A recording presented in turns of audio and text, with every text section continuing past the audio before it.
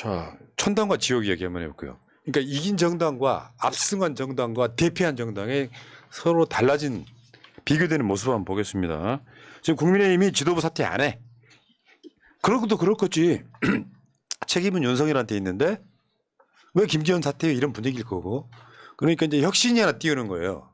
야, 내가 옛날에 그렇게 했잖아. 김웅현 혁신이 딱 들어섰을 때, 야, 더 엉망인 거는 국민의힘인데 왜 민주당이 혁신이야지 했잖아요.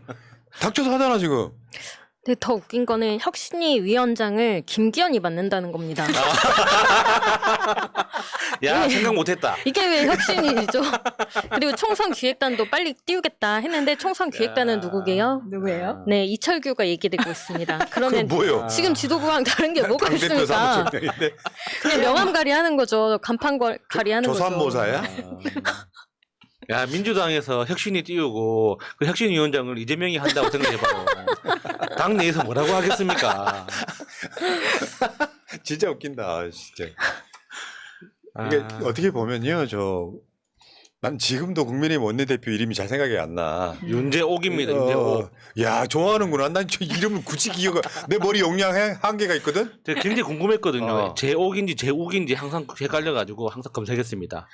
그러니까 윤석열의 실정 당선되고 나서부터로 따지면 한 1년 하고도 한 7, 8개월 지났잖아요. 거의 2년 다 돼가는데 거기에 대해서 고칠 생각이랄까 대항할 생각 못했잖아요, 쟤들은. 그래가지고 선거 지고 나니까 호들갑 떠는 건데 이런 게 있어. 환골 탈 때 혁신이라고 하는 건 진짜 뭐 가죽을 벗긴다는 뭐 그런 걸 떠나가지고 바꾸려면 싹 바꿔야지. 네. 쟤네들 비대위 언제 만드냐면 총선 끝나고요. 그래 보여. 골든타임이라는 게 있어. 네. 그리고 한번 봐봐요. 저 사진에 보면 국민의힘 지도부 한번 보세요. 지금 태영호 떨고져 나가갖고 없죠. 그리고 저기 김재원이는 지금 당원권 정지돼 있잖아요. 네. 그러니까 저 4명이 지금 지도부야. 꼬라지 한번 봐봐. 김기현 울산, 다음에 윤재혁 대구, 다음에 조수진, 다음에 장해찬, 그리고 김병민 하나 있지. 네. 저런 애들이 지금 국민의힘 끌어가고 있는 거예요. 정상이 하나도 없네. 누가 관심이나 있냐고 저런 자리에. 한 명이 더 있습니다. 건희라고 써 있지 않습니까? 건이. 키읔. KK. 안심하면 안 되겠지만 뭔가 마음이 편안해지는 건 어쩔 수가 없네요. 네. 저 이준석 말대로 정말 비대위 안 꾸릴 거고 혁신이 한다 뭐 한다 해봤자 기대할 사람이 없습니다. 바꿀 의지가 없어요. 바꾸려면 정말 윤석열에게 뭔가를 얘기하고 제발 우리를 살리기 위해서 뭔가 해달라고 해야 되는데 그럴 말 할 수 있는 사람이 아무도 없지 않습니까? 그러니까 민주당하고 비교해봐도 그렇잖아요. 우리가 그때 그런 얘기 한 적이 있어요. 민주당은 소위 셀럽들 중심으로 만들어져 있어요. 지도부가. 그 사람들이 최고위원회의 발언 하나하나가 관심을 집중시키잖아요. 근데 국민의힘은 그게 안 돼요.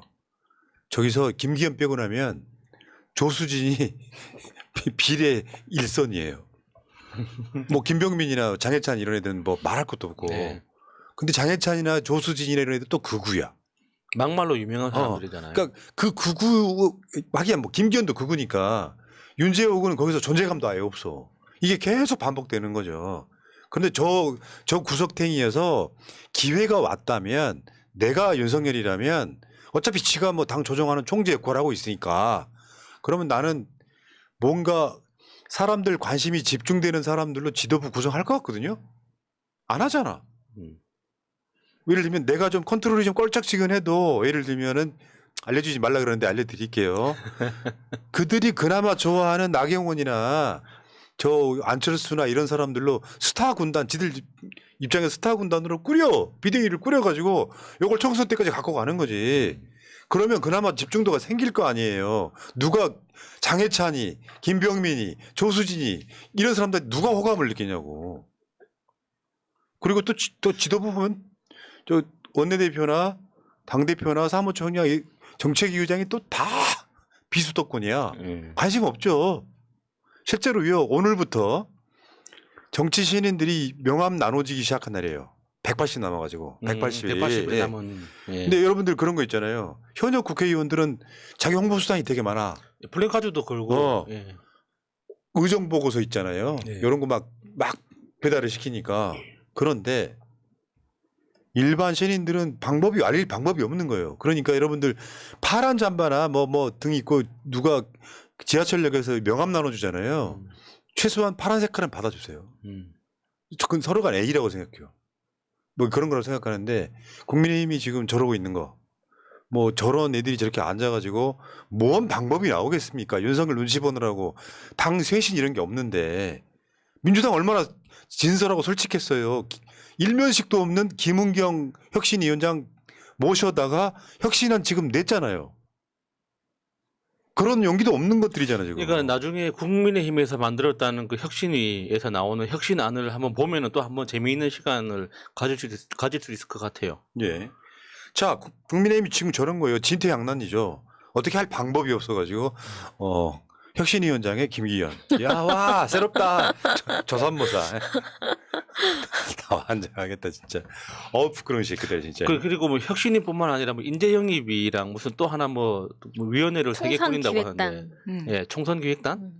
예. 총선기획단은 민주당도 지금 네. 시작할 시점이 됐죠. 그것도 결국에는 다 위원장 김기현 하는 거 아닌가 걱정이 되네요. 축하할 일이죠. 감사합니다. 그리고 이제 이재명 대표 체제는 굉장히 단단해졌다고 봐야 되겠죠.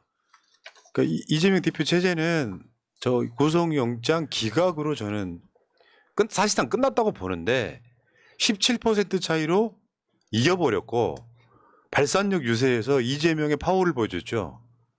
그 영화에서 보면은 기본적으로 관객이 드는 배우들 있잖아요. 예. 그런 모습을 보여줬잖아요. 간단히 말해서 이재명 대표가 어떻게 되건 사실 결과는 똑같았다.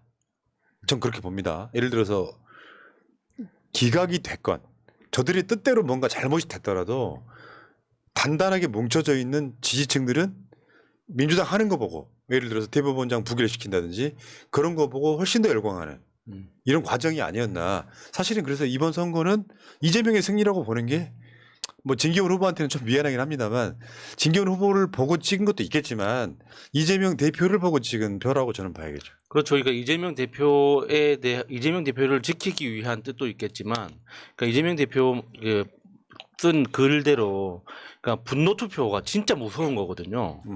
내가 저 사람을 지지하니까 꼭 투표를 해야지 이게 행동으로 옮기는 비율과 저 새끼는 꼴 보기 싫어서 내가 저 반대표 던진다 하는 이 행동의 비율로 봤을 때 이 분노 투표의 행동 비율이 훨씬 더 높거든요. 그러니까 이번에 그 종편 방송사들이 투표장에서 젊은 층 인터뷰하다가 포기하고 다 철수했다고 하잖아요. 너무 그러니까 그 윤석열에 대한 분노 메시지가 너무 많이 나오니까 인터뷰 포기하고 갔다고 하지 않습니까? 그런 분위기가 워낙 컸기 때문에 그러니까 높은 투표율이 달성할 수 있지 않았나 싶어요. 그러니까 요인은 복합적일 수밖에 없죠. 복합적일 수밖에 없는데 분노 투표만으로는 이 선거 못 이겼다. 아, 예. 그렇죠. 그러니까 이재명 대표 중심으로 야 이재명 진짜로 죄가 없었네. 사실 그렇게 받아들인 국민들이 많았을 거고 그래서 투표율이 한 10% 이상 더 올라가지 않았을까. 일단은 그렇게 봅니다. 왜냐하면 저는 그 정치라는 게 명분과 기세 싸움이라고 그랬잖아요. 명분과 기세를 모두 이재명 대표 때문에 지게 돼버린 이런 측면이라서 지금 그 이제 민주당 내부에서도 이런 거 있잖아요. 저번에 130명 정도가 이제 부결을 누르고 뭐 한 30-40명 정도가 가결을 눌렀다 그러잖아요. 그때 제가 드린 말씀 기억하시죠? 이재명 대표가 대선 나왔을 때 이재명 캠프의 숫자가 한 30-40명 됐어요. 근데 이재명 걔가 130명까지 많아진 건데 영장이 이제 기각되고 나서 보궐선거 이기고 나서는 사실 한 6명 정도를 제외하고는 다 친명계가 되고 있지 않나 이런 생각을 해봐요. 6명 정도. 그렇죠. 한 162명 정도가 친명계가 된 것 같아요. 같이 사진도 찍고 이러면서. 예, 예, 네. 예. 그러게요. 저기 은평구의 모 국회의원은 이제 사진 찍고 이재명 대표 중심으로. 참. 아이고. 근데 그 중에서도 아직 살아있는 그러니까 그런 게 있죠. 그 현실 못 받아들이는. 그게 뭐냐면요. 그런 게 있어. 내가 주장한 바가 옳다는 것을 이야기하고 싶어하는 게 인간의 심리예요. 근데 그게 내가 주장한 게 옳아를 증명하려고 하는 존재라는 이야기를 제가 방송에서 가끔씩 하지 않아요. 사람이란 게 그런 존재라고. 이럴 때 자존심 상하지만 이거 아닌데라고 마음속으로 이걸 방향을 틀어주면서 사과를 해야 돼요. 네. 내가 잘못 생각했구나. 근데 지금 이원욱과 조홍천은 안 그런 것 같아요. 조홍천 의원은 똑같은 말했죠 지금. 민주당이 승리에 도취하면 총선에서는 쇠몽둥이가 날라올 거다. 뭔 말이야 이게. 그러니까 총선이 오기 전에 조홍천이 쇠몽둥이로 맞을 겁니다. 아니 조응천 의원을 우리가 정말 영입해서 올 때는 다들 뽀로로라고 좋아하고 응원하고 했었던 시절이 있었죠. 그때의 지지자들의 사랑을 지금은 다 잊어버린 건지 지금 저렇게 계속해서 찍는 소리만 하는 걸 당에서 싫어하는 줄 알면서도 하는 것은 본인을 나가겠다는 의지가 있는 게 아닌가라고 생각이 들 정도인데 너 이번에 중간고사에서 전교 1등 한 거 보니까 너 서울대 못 가겠네. 이제 오만해져서 기말고사는 못 칠 거야. 이게 지금 말이 되는 소리입니까? 웃기다는 거죠, 그냥. 그러니까 아까 말한 거 자기의 말이 맞았음을 증명하기 위해서 말이 자꾸 찌질해지는 거죠.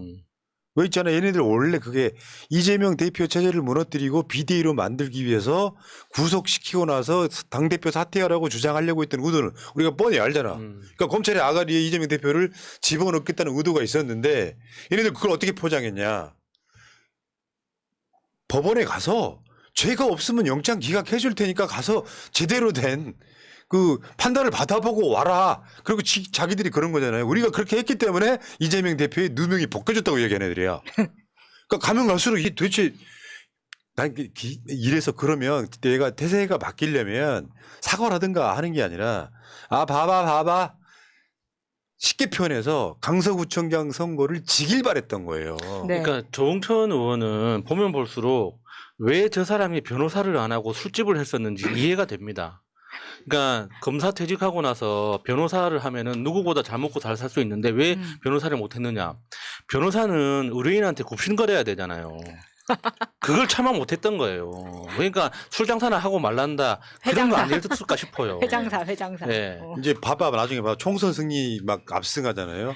총선 승리에 취하면 대선에서는 쇠몽둥이라고 할 거야. 지랄하네. 그때는 지가 민주당 당적이 없을 텐데 무슨 민주당에 대해서 논평을 합니까? 그게 그런 거 아까 내가 그 이야기 했던 게 그거잖아요. 어마어마한 선거를 치르고 났을 때 의미가 기쁠 땐 기뻐야 되잖아. 근데 지길 바랬기 때문에 봐봐 이거 이긴 거 우리한테 독약이 될 거야.